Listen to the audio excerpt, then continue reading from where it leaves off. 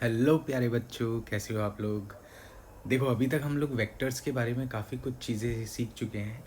Like vectors का representation क्या होता है, उनका एडिशन सब्ट्रैक्शन कैसे करते हैं। और लास्ट लर्निंग सेशन में हमने ये देखा था कि किस तरह से वेक्टर्स के कंपोनेंट्स किए जा सकते हैं।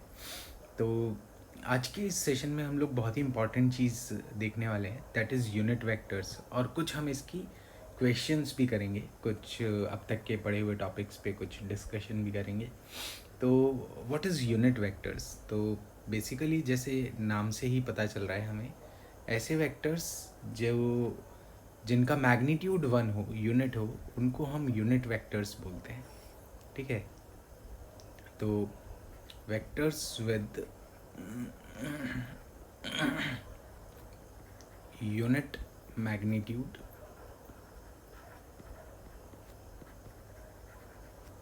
is known as unit vectors. अब देखो, किसी भी वेक्टर के रिप्रेजेंटेशन को आपको समझाता हूँ मैं कि अगर हमारे पास कोई वेक्टर ए है तो ये किस किस से मिलके बनता है।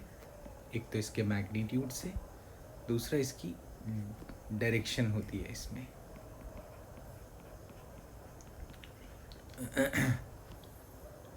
अब अगर मैं किसी ऐसे वेक्टर की बात कर रहा हूँ जिसका मैग्नीट्यूड 1 हो, तो for unit vectors if magnitude is 1,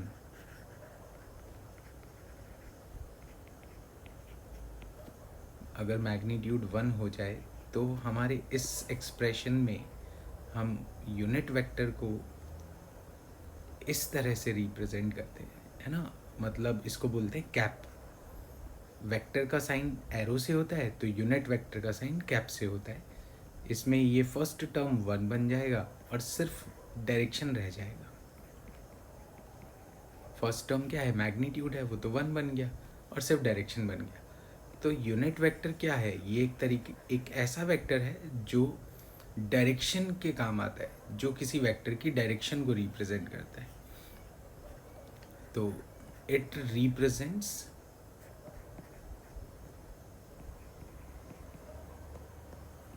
direction of vector. तो यूनिट वेक्टर क्या है, ये एक वेक्टर की डायरेक्शन को रिप्रेजेंट करने का तरीका हो गया। It represents the direction of vector. Like अब हम ऐसा कह सकते हैं कि अगर ए वेक्टर में ये चीज़ इसका मैग्नीट्यूड है तो ये चीज़ इसका डायरेक्शन होगा। बहुत ही सिंपल सा फंडा हो गया कि फर्स्ट टर्म इज मैग्नीट्यूड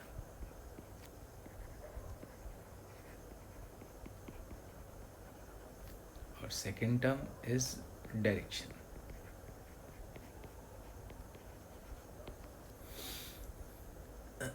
तो किसी भी वेक्टर का डायरेक्शन बताना है मतलब उसकी यूनिट वेक्टर की वैल्यू बतानी है, और किसी भी वेक्टर का मैग्नीट्यूड बताना है मतलब उसका क्वांटिटी कैलकुलेट करना है।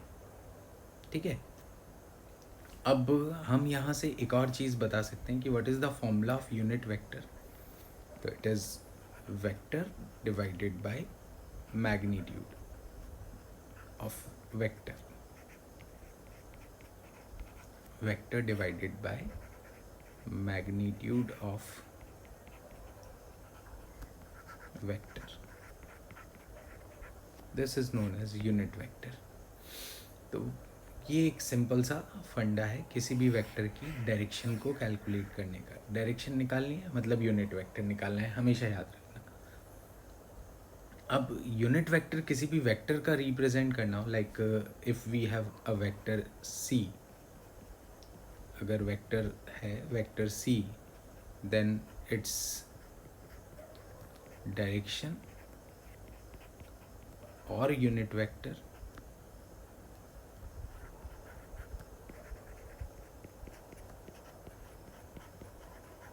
Is C cap. ठीक है, ये एक सिंपल सा रिप्रेजेंटेशन हुआ।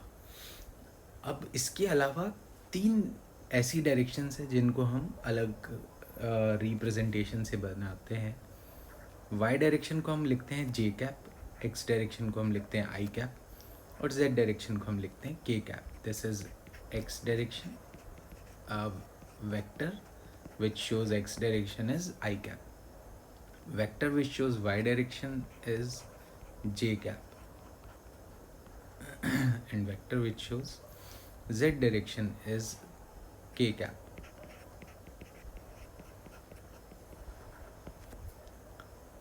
We also represent this as x cap. हम इसको x cap भी लिख सकते हैं, इसको y cap भी लिख सकते हैं और इसको z cap भी लिख सकते हैं. In many foreign authors they represent it like x cap, y cap, z cap, but in Indian authors it is always I cap, j cap, k cap. तो ये हमारे यूनिट वेक्टर्स होते हैं जो एक्स वाई जेड डायरेक्शन को represent करते हैं. This we have to remember. Unit vector की और क्या प्रॉपर्टी हो सकती है? देखो प्रॉपर्टीज में हम क्या क्या लिख सकते हैं. First, it shows direction of vector.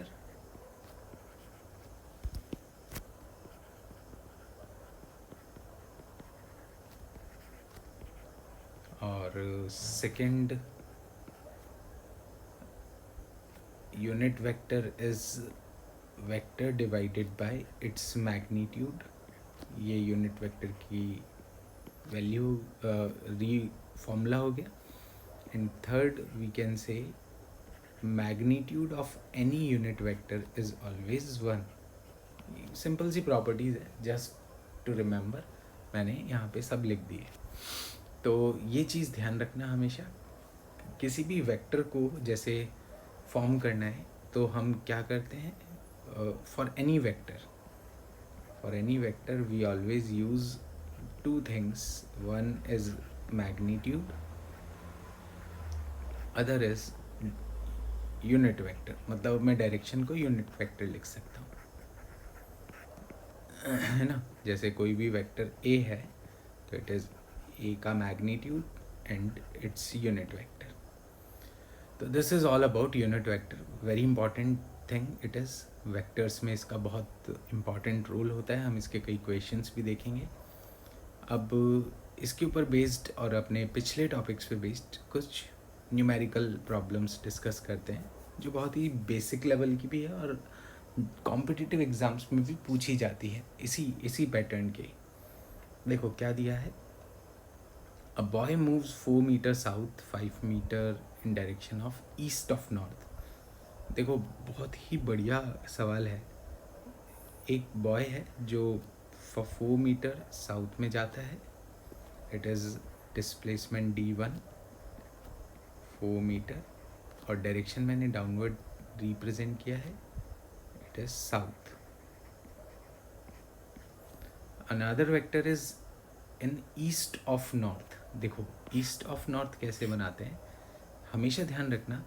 East west north south is always in horizontal plane. East west north south, this all in horizontal plane. Generally हम लोग ऐसा बनाते हैं ना तो हमारे माइंड में एक पिक्चर बन जाती है कि north means upward, south means downward. This is incorrect. It is horizontal plane. North means हो गया हम एक ग्राउंड पे, एक प्लेन पे खड़े हैं. हमारा राइट साइड प्लेन का मतलब हमारे राइट साइड में जो प्लेन आएगा वो ईस्ट है, हमारे लेफ़्ट साइड में जो प्लेन आएगा वो वेस्ट है, हमारे सामने जो प्लेन होगा वो नॉर्थ, हमारे पीछे जो प्लेन होगा वो साउथ. तो ये एक हॉरिजॉन्टल प्लेन है, इसमें ईस्ट वेस्ट नॉर्थ साउथ है.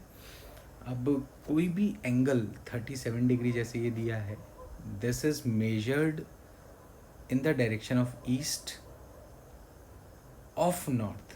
मतलब ईस्ट ऑफ नॉर्थ का मतलब क्या हुआ? देखो नॉर्थ से हमें मेजर करना है. ऑफ नॉर्थ का मतलब होता है नॉर्थ से मेजर करना है. और नॉर्थ से मेजर करते हुए we can measure 37 degree angle either in this sense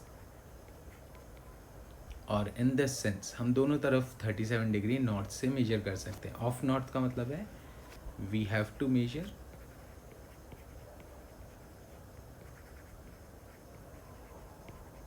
angle from north. ठीक है, हमें नॉर्थ से एंगल को मेजर करना है. अब नॉर्थ से मैंने जैसा बताया 37 डिग्री मैंने राइट में भी मेजर कर लिया, लेफ्ट में भी मेजर कर लिया, लेकिन नॉर्थ से ईस्ट की तरफ 37 डिग्री कौन सा होगा, ये वाला होगा। तो this is the representation of vector, ठीक है। तो यहाँ पर मैं अपने सेकंड वेक्टर को इसी तरह से ड्रॉ करूँगा जैसे कि यहाँ पर मैंने राइट साइड में ड्रॉ किया है। अब मैं इसको रब कर देता हूँ लेफ्ट साइड वाले को। This is not required because ये वाला अगर होता तो ईस्ट की जगह वेस्ट लिखा होता, वेस्ट ऑफ नॉर्थ, ठीक है। यहाँ पे नॉर्थ से ईस्ट की तरफ है, वो होता जो मैंने रब किया है तो वेस्ट की तरफ होता, तो लिखा होता वेस्ट ऑफ नॉर्थ। तो ये वाला वैल्यू है 5 मीटर, ये सेकंड डिस्प्लेसमेंट है, वो फर्स्ट डिस्प्लेसमेंट था। हमें इन दोनों डिस्प्लेसमेंट का रिजल्टेंट बताना है, नेट बताना है। देखो बहुत ही सिंपल सा कॉन्सेप्ट है यहाँ पर कि इन दोनों का रिजल्टेंट या नेट वैल्यू कैलकुलेट करनी है। हम क्या करेंगे, हम पहले तो 5 वाले के 2 कंपोनेंट्स कर लेंगे।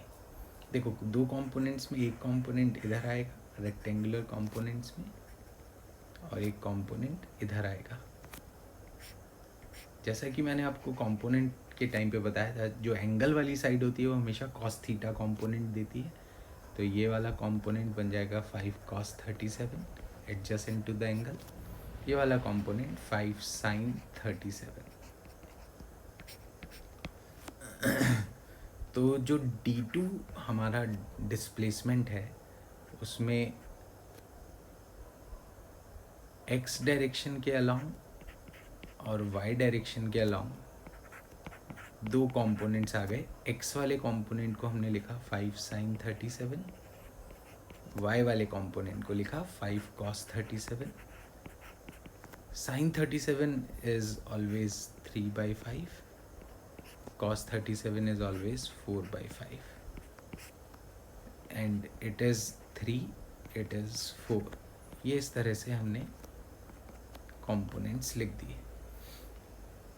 अच्छा ये क्या होगा, ये होगा इसका एक कंपोनेंट जो माइनस वाई डायरेक्शन में है। अब हमें इन सबको ऐड करना है, रिजल्टेंट मीन्स एडिशन।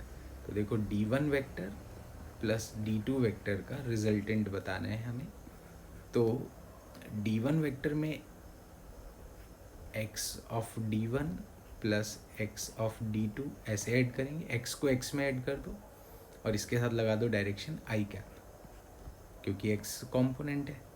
y को y में ऐड कर दो, y of D1 vector y of D2 vector, और उसके साथ लगा दो j कैप, क्योंकि वो j डायरेक्शन y डायरेक्शन में। अब देखो D1 वेक्टर में कोई x कंपोनेंट नहीं है, उसमें D2 में x कंपोनेंट 3 है, और D1 में y कंपोनेंट -4 है, D2 में y कंपोनेंट +4 है। तो what is the resultant displacement, it is 3i cap. मतलब हम कहेंगे it is 3 metre east, I cap मतलब x direction which is east. तो ये हो गया हमारा रिजल्टेंट डिस्प्लेसमेंट। बहुत ही सिंपल सा फंडा है। इस तरीके से ही हम हमेशा डिस्प्लेसमेंट या वेक्टर्स का सम करें तो बहुत इजी हो जाता है। मतलब वेक्टर को ब्रेक कर दो, एक्स एक्स वाले सारे ऐड कर दो, वाई वाई वाले सारे ऐड कर दो, रिजल्टेंट आ जाएगा। इसमें कहीं हमने देखा था कि ट्रायंगुलर लॉ ऑफ एडिशन होता है, ये होता है, वो होता है, वो सब तो यार देखो थियोरी है, लिखने के काम आती है। अगर स्कूल एग्ज़ाम्स में हमारे आएगा कि what is triangular law of addition, तो समझ में आना चाहिए कि भाई कैसे हो रहा है। एक वेक्टर के एंड पे दूसरे वेक्टर को जोड़ेंगे और रिजल्टेंट तीसरी साइड हो जाएगी, that is triangular law. Parallelogram law में हम 2 वेक्टर्स का पैरेललोग्राम बनाएंगे और जो उसका डायगोनल होगा वो पैरेललोग्राम लॉ। लेकिन सॉल्व कैसे करेंगे, सॉल्व करते हुए थोड़ी हम ज्योमेट्री लगाएंगे। हम सॉल्व करते हुए हर वेक्टर को एक्स वाई डायरेक्शन में तोड़ेंगे, एक्स एक्स ऐड करेंगे, वाई वाई ऐड करेंगे, रिजल्टेंट आ जाएगा। देखो और कुछ करते हैं इसी तरह। Resolve a weight of 10 newton in 2 direction which is parallel and perpendicular to the inclined plane. देखो ये वाला क्वेश्चन हम कर चुके हैं इस टाइप का, जब मैंने लास्ट टाइम आप लोगों को ये एक्सप्लेन किया था कि how to do components on a inclined plane. तो देखो ये एक 10 न्यूटन वेट है, दिस इज़ 10 न्यूटन। जो वेट होगा वो हमेशा वर्टिकली डाउनवर्ड एक्ट करेगा, ये ऐसे एक्ट करेगा, weight is 10 newton. Incline plane 30 degree angle का है। अब इसमें पूछा है कि इसके दो कंपोनेंट्स क्या होंगे, परपेंडिकुलर टू द प्लेन मतलब इस लाइन के अलाउंग, और पैरेलल टू द प्लेन मतलब इस लाइन के अलाउंग। तो करना क्या होता है भाई, वेक्टर के एंड हेड से दोनों पे परपेंडिकुलर ड्रॉप कर दो, यहाँ पर भी और यहाँ पर भी। ये देखो परपेंडिकुलर जहाँ हिट करेगा ये हमारा पहला वेक्टर, ये हो गया हमारा दूसरा वेक्टर। एंगल का क्या करेंगे, देखो एंगल यहाँ पे 30 है तो ये वाला एंगल 60 होगा, राइट एंगल बन रहा है तो ये 30 आ गया। तो अलॉन्ग द एंगल 10 न्यूटन का अलॉन्ग द एंगल मतलब ये हो गया 10 cos 30 and other one will be 10 sin 30। तो अब हम क्या लिख सकते हैं, parallel to plane it is 10 sin 30 that is 5 Newton and perpendicular to plane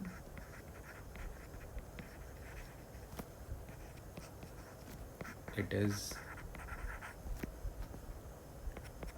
10 cos 30 10 root 3 by 2 which means 5 root 3 Newton. तो ये दो कंपोनेंट्स निकाल लिए, बहुत ही सिंपल तरीका है, एकदम स्टेप्स जो है ना उनको फॉलो करना कि हमें दो कंपोनेंट निकालने थे, एक पैरेलल टू प्लेन एक परपेंडिकुलर टू प्लेन। मैंने दो लाइंस बनाई, डॉटेड लाइंस, एक पैरेलल एक परपेंडिकुलर। फिर क्या किया, हेड ऑफ द वेक्टर से दोनों लाइंस पे परपेंडिकुलर ड्रॉप कर दिए, जहाँ वो मीट कर रहा है वो इसके दो कंपोनेंट्स हो गए, सिंपल सी बात है। नेक्स्ट देखते हैं, देखो इसमें हमें बताना है रिजॉल्व करना मतलब कंपोनेंट्स करना, resolve horizontally and vertically the force which makes 45 degree with the horizontal. देखो जब कभी भी हमें हॉरिजॉन्टल रिप्रेजेंटेशन करना हो तो we always use X Y plane, ये एक्स ये वाई। अब कोई फोर्स है जो हॉरिजॉन्टल से 45 डिग्री एंगल पे, इस तरह से ये फोर्स की वैल्यू हो जाएगी 8 न्यूटन, मतलब इसकी लेंथ 8 न्यूटन को रिप्रेजेंट कर रही है और हॉरिजॉन्टल से इसका एंगल है 45 डिग्री। अब मैं क्या करूँगा, देखो यहाँ पर एक तो हॉरिजॉन्टल पे परपेंडिकुलर डालूँगा, एक वर्टिकल पे भी परपेंडिकुलर डालूँगा। दो कंपोनेंट्स चाहिए था ना, तो मैं जिन दो लाइंस पे कंपोनेंट्स लेना चाहता हूँ वो लाइन यहाँ पे एक्स वाई है। तो what is the x component, ये हो गया यहाँ से यहाँ तक एक्स कंपोनेंट, इसको हम एफ एक्स बोलेंगे। अलॉन्ग द एंगल है इसलिए 8 cos 45 हो जाएगा विच विल बी 4√2 न्यूटन। दूसरा कंपोनेंट यहाँ पर, यहाँ से लेकर यहाँ तक होगा, इसको हम एफ वाई बोलेंगे। It is F sine 45 and 8 into 1/√2 that is 4√2। तो इस तरह से हमारे पास दो कंपोनेंट्स आ गए, 4√2 and 4√2। I hope this is very easy for you all. Next देखते हैं, ये देखो ये वही नेट डिस्प्लेसमेंट वाला और एंगल वाला, यहाँ पे आपको और ज़्यादा क्लैरिटी आएगी कि किस तरह से कंपोनेंट्स करने चाहिए और एडिशन से रिजल्टेंट निकालना चाहिए। देखो दो डिस्प्लेसमेंट से दोनों को अलग अलग ड्रॉ कर लूँगा। पहला डिस्प्लेसमेंट है नॉर्थ ऑफ वेस्ट, तो हमें अब एंगल कहाँ से मेजर करना है, ऑफ वेस्ट, वेस्ट से मेजर करना है। ये हो गया वेस्ट से नॉर्थ की तरफ, देखो नॉर्थ ऊपर होता है वेस्ट इधर होता है, तो वेस्ट से नॉर्थ की तरफ 37 डिग्री एंड 20 मीटर, ये S1। फिर दूसरा है ईस्ट ऑफ नॉर्थ, अब हमें ईस्ट से मेजर करना है एंगल को।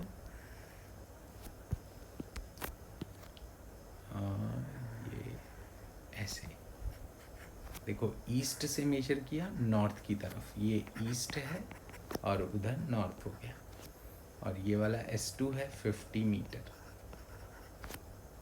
Angle is 53 degree. अब हमें दो कंपोनेंट्स कैसे मिलेंगे, तो भाई हेड से perpendicular on X Y axes कर देंगे दोनों तरफ, यहाँ पर भी और यहाँ पर भी। ठीक है, ये हमारा दूसरा कंपोनेंट, इसको हम S1x लिख देते हैं, सॉरी वाई डायरेक्शन है इसलिए S1y, और इसको हम S1x। दूसरी तरफ इसको हम ये वाला कंपोनेंट S2y और ये वाला कंपोनेंट S2x लिख देंगे। अब S1y इज़ 20 sin 37, क्योंकि एंगल दूसरी साइड पे बन रहा है।